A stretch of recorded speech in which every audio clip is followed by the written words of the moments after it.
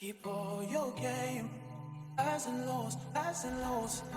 What's going on YouTube? It's Arthur Epiphany. In this video I'll be showing you how to get each of the exotic class items on all your characters. So what you want to do is head out to the Pale Heart area and complete the Overthrow public event on level 3. So essentially with the Overthrow events, what you want to do is go around and kill a bunch of enemies in a certain amount of time to spawn a boss. Once you do that, you kill the boss, it'll drop a chest, and that's how you'll know that you completed that stage of the Overthrow. And then you want to move on to the next one. All you gotta do is just pull out your ghost and you'll see the public event symbol, and you'll just follow that. Once you do all of that though, to make it more efficient, you can have each of your members on the fire team spread out and do a bunch of the events around the areas to make it more efficiently and faster to get the quest unlocked. So once you get on the last boss for the Overthrow, you want to quickly kill it, and then once you do that, you'll see a text pop up on the left side of the screen that reads, "A secret keeper of the Witch Queen is near." So once that text appears, you want to go and roam around the area that you've just done the Overthrow in. Once you do that, you want to find it and kill a Hive Guardian. I'll be showing each of the locations for the Hive Guardians on screen, so it'll take a minute to see each of them, but in each area I'll have a little text on the left hand side of the screen, so you'll know which area I'm in, so you can quickly locate it and find it for yourself. Now once you kill the Hive Guardian in your area that you are located in, a text will pop up on the left hand side of your screen down at the bottom saying, "A secret keeper of the Witch Queen has vanquished." Then once you have completed that area that you are in, you will want to do that 2 more times in the other 2 areas that you need to go to and do the Overthrow events.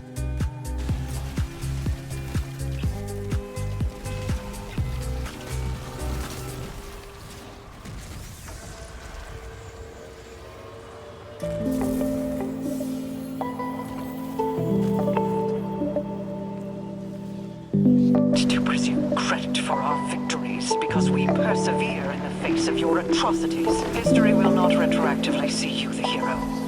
Not so long as I live.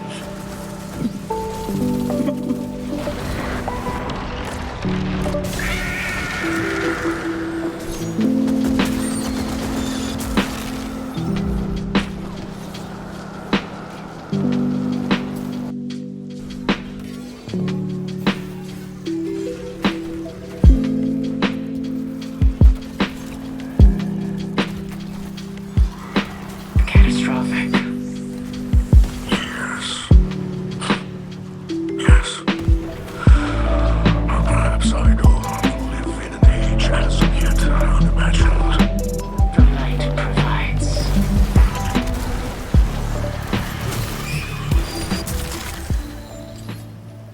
What I'd recommend is doing the landing last so that you can go through the refraction area, through the little cave area, because what you're going to see once you kill the last Hive Guardian, you'll see a green beam lighting up through the sky, and that's where you want to go in order to start this quest. So to better help you get there, I'll have a little clip showing it on the screen.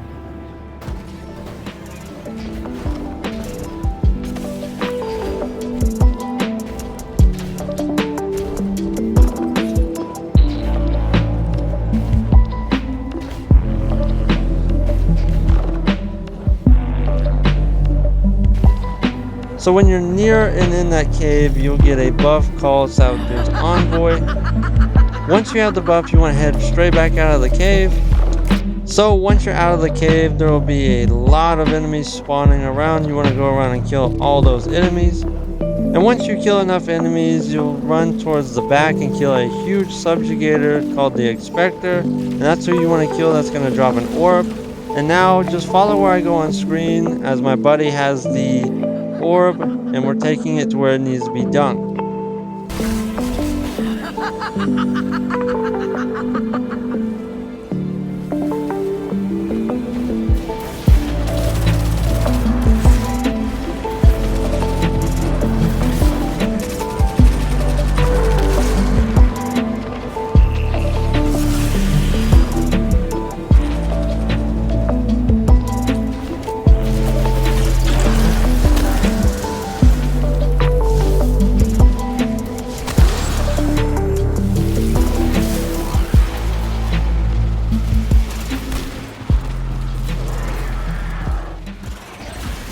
Now, once you've done both of the orbs, you will now have access to the new exotic mission called Dual Destiny. So for this exotic mission, you can not do it solo or have 3 people in your fire team. You can only have 2 for this exotic mission. So sorry to your third person and sorry to those solo players, but you have to do this with 2 people. So let's hop straight in how to do this exotic mission. So once you load into the mission, you'll be right back where you started inside the cave. Now, one thing that you'll notice is there's the 2 plates, the light and darkness plates. But on the left hand side of your screen, you'll have a buff either called darkness aligned or light aligned. What you want to do is have the light aligned step on the light plate and the darkness aligned stepping on the dark plate. This is going to be a huge and main factor of this exotic mission. One thing that I'd like to add is in the modifiers of the exotic mission, it says locked equipment, but you're able to switch your armor and your weapons around, but you're not able to switch around your supers and anything of those sorts. And throughout the entire mission, your buff on the left hand side of your screen will never change. So where you see a light plate, if you're light aligned, you go there, and if you're darkness aligned, you always go to the darkness plate every single time throughout the entire mission. So once you get out of the cave, you can either kill all the enemies that you see, or you can run straight to the back of the room and find your plates. On the left hand side will be the darkness, and on the right hand side will be the light plate. So once you find the plates, you both want to step on the plate that you are designated to. And once y'all step on the plates, you'll be able to progress further in the exotic mission. And once you go through the pathway and progress further into the mission, you will then reach a point where you will have a rally flag. So for this first encounter, if you want to call it, in the exotic mission, there is going to be a darkness plate on top and a light plate on the bottom. So as said before, whatever buff you have, light or darkness, on the left hand side of your screen will be the plate that you will be assigned to. So if you're darkness, you'll be on top, and if you are light, you will be on the bottom plate. So once both of you step on the plates, the encounter will start. And for this encounter, all you gotta do is kill enough enemies and it'll spawn a Taken Centurion that is a yellow bar. What you want to do is quickly kill it as fast as you can, and you can pick up a light or dark mote. So once you slay out a bunch of ads, for the light on bottom, you will have a Taken Phalanx spawn that you'll have to kill. It'll drop a mote, and once you grab that mote, you'll see a symbol appear on one of the 2 podiums. Now these symbols are Vow symbols, so I hope you know your Vow symbols. For the top on Darkness's plate, you'll have a Taken Knight spawn that you'll have to defeat, and it'll drop a Darkness mote. So what this is you'll be able to see symbols that you'll have to shoot. Now what the light calls down at the bottom, when they have 2 motes, they will have 2 symbols that they'll call out, and those will be the 2 symbols that on top you'll be able to see and shoot. So you're basically working together. The bottom is calling out the symbols that the top will have to shoot, and you want to shoot these symbols left to right. You want to do it in that order so you do not mess up the run. So once you do that, you'll be progressing next throughout the exotic mission. To the next part is where the roles will kind of switch. So the darkness will be shooting again, and the light will be calling out what you need to be shooting. Now for this, the order does matter. So what I like to do is go from left to right, which I was shooting in this run that I show on screen. My teammate is calling out left from right as I am shooting the symbols which I was shooting. Those symbols in order, which the order does matter. You do not want to shoot any other out of order. So you can't shoot the middle one, the last one. So you always want to go in order. So to make it easier, just go from left to right and give your call outs. So in this area, you'll have 4 mote slots, meaning you'll have 4 symbols to call out and 4 symbols to shoot. It is the same thing as the first encounter, but you're just adding more to it. So basically you're just tacking on 2 more symbols. And once you have completed basically the first/second part of the first encounter, you will then be teleported to another room.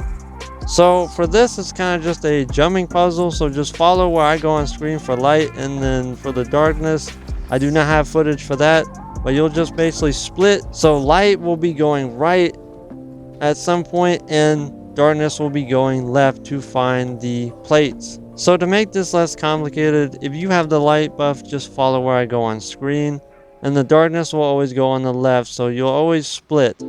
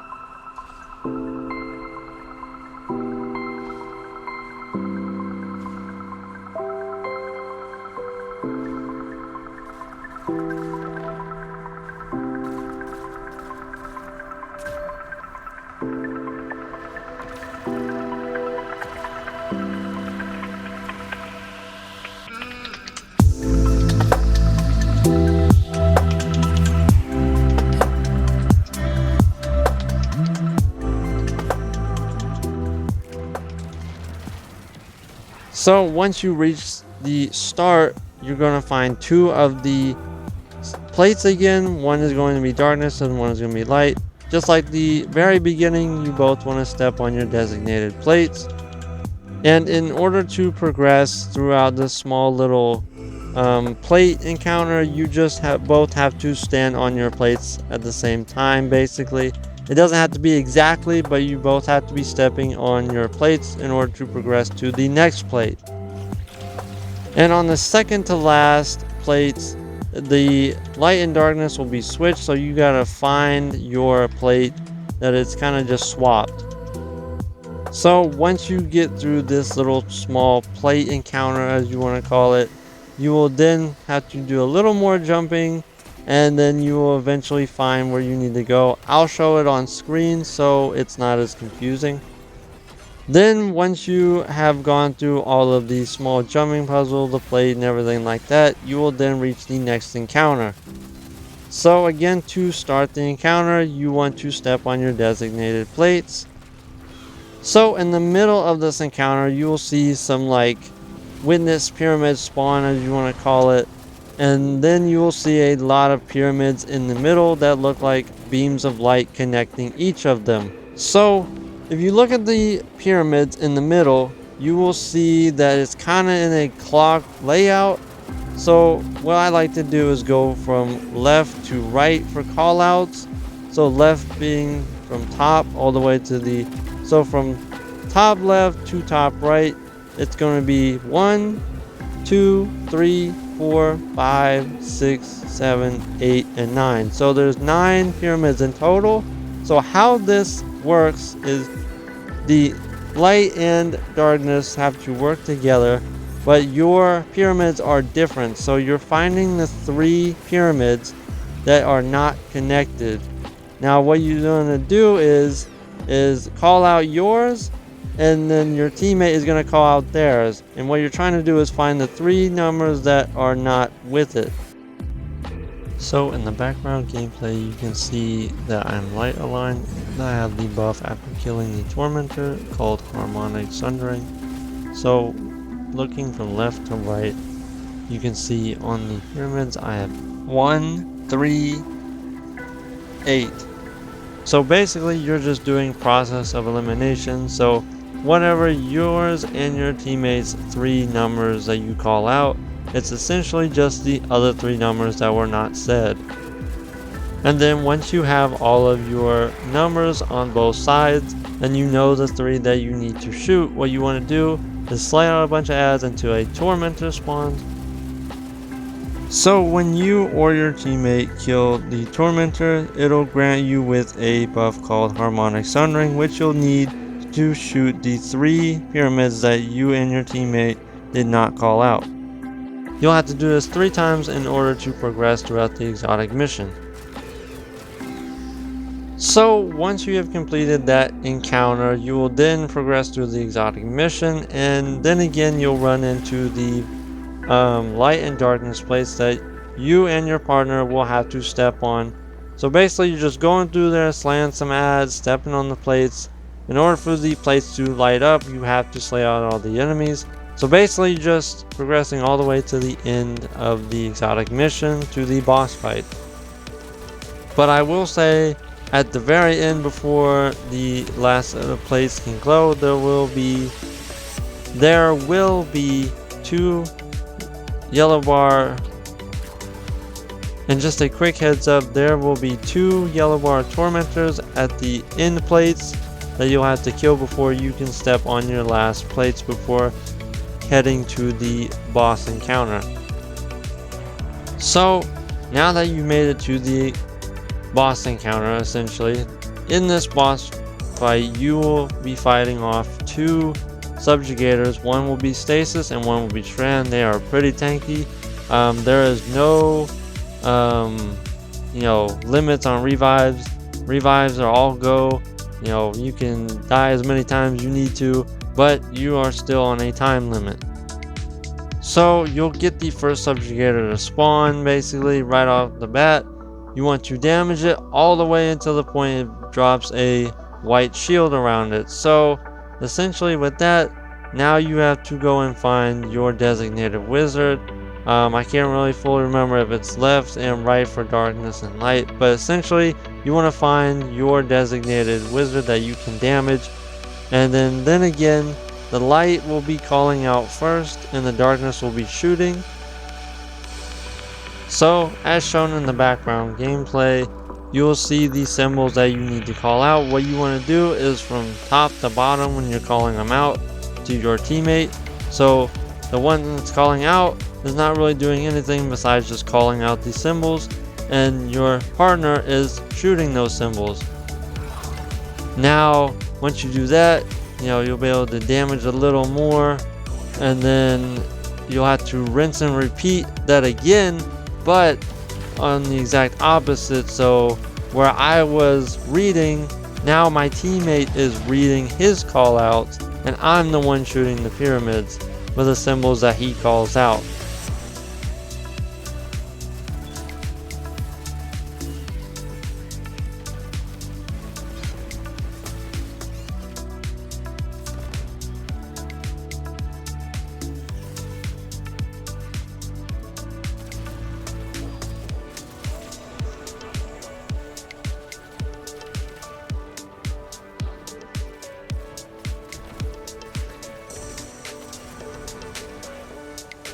Now once you've basically done that, now basically both of the bosses are trapped. so to speak. And then with that being said, then you have to get into the clock mechanic, which is mainly towards the end, so you'll hopefully have plenty of time if you are fast enough doing so with shooting the symbols, calling out the symbols, and killing the wizards and all that stuff. So before you can get into the mechanic of doing your clock callouts, you will have to find your designated wizard, so you get the buff again called Harmonic Sundering, which will allow you to see these sequences that you need to call out on your clock. And we call this the clock encounter. So there's basically 12 pyramids in a circle. What you want to do is basically go clockwise, with 12 being at the very top and 6 at the very bottom. I'll have a diagram on screen just so you can see it a little easier, so it's less complicated for you.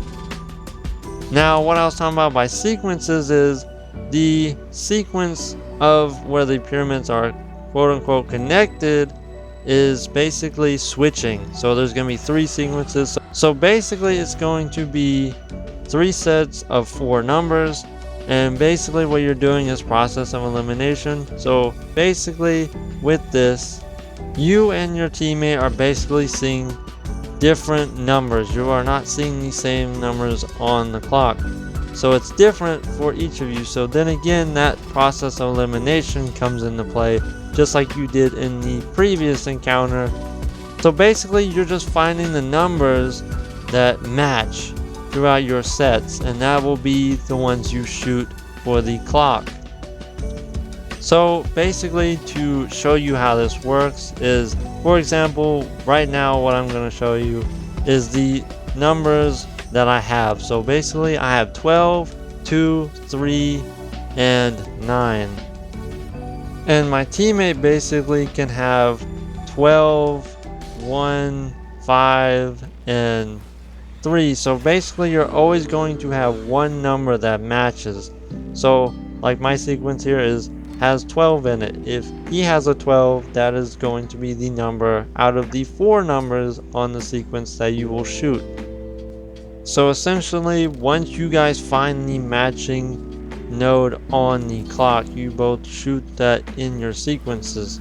And essentially what you're doing with this clock, you are lowering the barrier each time you do it. I think you only have to do it 3 times in order for the barrier to completely break.